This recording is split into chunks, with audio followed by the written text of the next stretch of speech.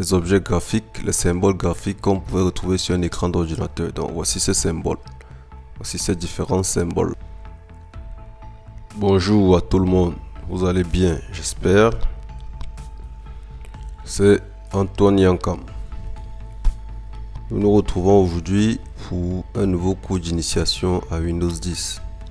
Vous avez été très nombreux à répondre aux questions et à regarder les cours précédents, ce qui m'encourage à vous donner d'autres leçons. Sans plus tarder, nous allons commencer. Aujourd'hui, nous allons faire la leçon 4. Comme l'a annoncé précédemment, nous ferons la leçon qui parle des icônes. Le plan de la leçon est le suivant.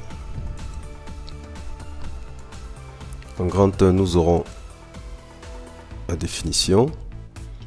En grand 2, nous parlerons des types d'icônes. Et en grand 3, nous parlerons de la manipulation des icônes. Sans plus tarder, nous allons passer au grand 1. Qu'est-ce qu'une icône?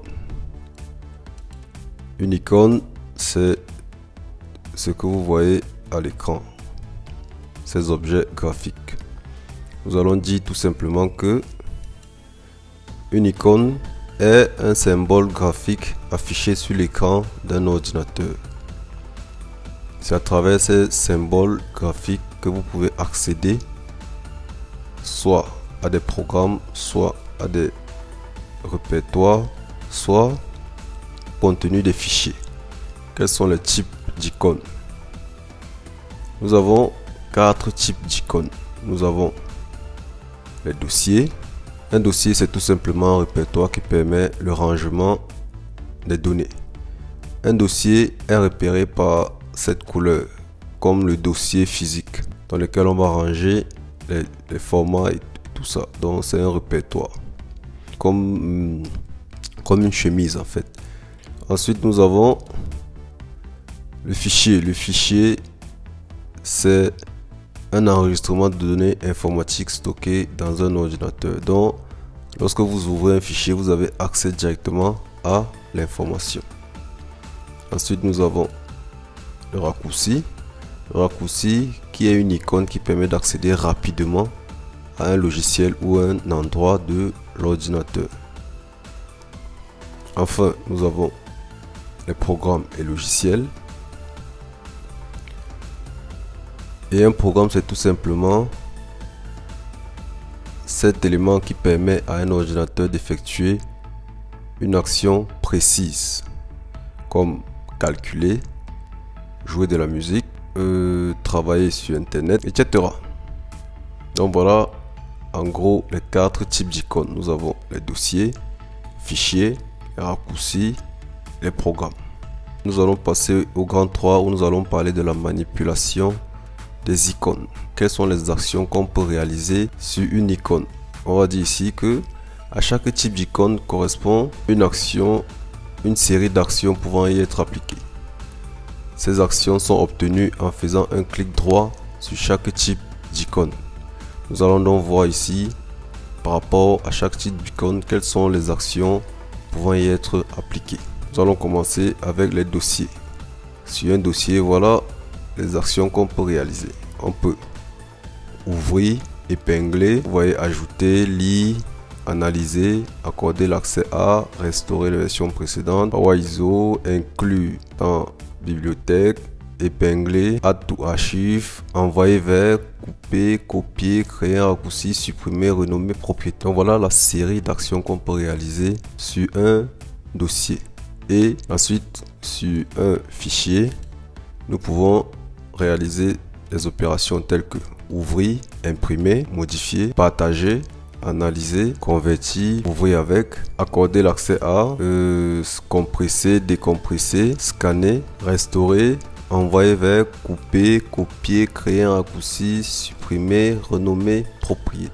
Pour un raccourci, les actions pouvant être réalisées ouvrir l'emplacement du fichier, exécuter en tant qu'administrateur, résoudre les problèmes de compatibilité, épingler à l'écran de démarrage, analyser, compresser, décompresser, scanner, épingler à la barre des tâches, restaurer, envoyer vers P, copier, créer un raccourci, supprimer, renommer, propriété. Pour un programme, nous pouvons ouvrir, exécuter en tant qu'administrateur, partager, résoudre les problèmes de compatibilité, épingler l'écran de démarrage, analyser, partager, accorder l'accès à, compresser, décompresser, scanner, restaurer, envoyer vers, couper, copier, créer un raccourci, supprimer, renommer et voir les propriétés. Là, vous voyez qu'il y a certaines actions qui sont similaires à tous ces types d'icônes et d'autres actions qui leur sont propres. C'est tout pour cette partie théorique. Nous allons donc passer à un peu de pratique. Parce que la vidéo vous intéresse, partagez beaucoup pour que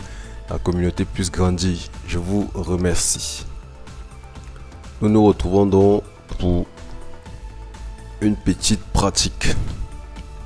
Dans cette leçon, il était question pour nous de parler des icônes et de voir les opérations qu'on pouvait réaliser sur les icônes. Nous avons dit que les icônes sont les objets graphiques, les symboles graphiques qu'on pouvait retrouver sur un écran d'ordinateur. Donc voici ces symboles. Voici ces différents symboles là. Et nous avons dit que parlant des types d'icônes, il y avait 4 types d'icônes. Nous avons le dossier qui est un répertoire. Ça veut dire quand on ouvre un dossier, on a accès à son contenu. Son contenu peut être des dossiers ou alors d'autres fichiers. Vous voyez, lorsqu'on ouvre un fichier, lorsqu'on ouvre un dossier, on a accès à son contenu qui peut être un autre dossier ou des fichiers. C'est pour ça qu'on a dit qu'il permet le rangement des informations. Nous avons le fichier et nous avons dit tout simplement que les opérations, que pour obtenir la liste des opérations pouvant être réalisées sur un dossier, il fallait faire un clic droit sur ce dossier. Vous voyez, lorsqu'on fait le clic droit, voilà la liste des opérations. Un fichier, lorsque vous l'ouvrez, vous avez accès directement à l'information. C'est pour ça qu'on dit c'est un espace de rangement d'informations, un ensemble d'informations stockées sur un ordinateur. Ensuite, vous avez le raccourci. Le raccourci permet d'accéder rapidement à un répertoire ou de lancer facilement un programme. Vous voyez, c'est identifié par la flèche, la petite flèche qui est en bas qui pointe dessus pour dire ça c'est lié à, ça donne accès à. Et puis ici nous avons le programme. Le programme ici, quand on clique dessus, ça va permettre d'ouvrir et de lancer l'application en question. Ça peut être un programme d'installation, ça peut être un programme qui est déjà installé. Mais tout qu'à cela ne tienne, pour obtenir la liste des opérations, il faut faire un clic droit dessus. Donc c'est tout ce que j'avais à vous montrer aujourd'hui concernant les icônes. Prochainement, nous allons parler des fenêtres. Si tu as bien suivi cette leçon, tu dois être capable de définir icônes, d'énumérer les types d'icônes, de lister les opérations de manipulation. Si la vidéo vous a plu et que vous voulez me retrouver sur YouTube, il suffit de taper mon prof d'info. Il suffit de taper mon prof d'info. Tapez mon prof d'info sur YouTube et vous cliquez sur s'abonner, vous activez la cloche de notification. Là vous allez accéder, vous allez être au courant de toutes les vidéos que je vais publier. Actuellement nous sommes 1690 abonnés sur la chaîne, c'est pas mauvais. Pour me retrouver sur Facebook, c'est assez simple. Tapez mon prof d'info. Tapez mon prof d'info, vous allez voir le groupe et vous allez voir la page. Actuellement nous sommes 1000 abonnés sur la page Facebook, c'est pas mauvais, c'est encourageant. Je vous prie de vous abonner aussi à la page Facebook pour faire grandir la communauté. Sur Facebook, il y a aussi le groupe. Il y a aussi le groupe dans lequel je publie régulièrement des notions pour vous permettre d'apprendre. Donc vous pouvez aller vous envoyer une demande et je vais valider. Vous voyez, il y a des choses comme ça. Je pose des questions chaque jour, matin, midi et soir.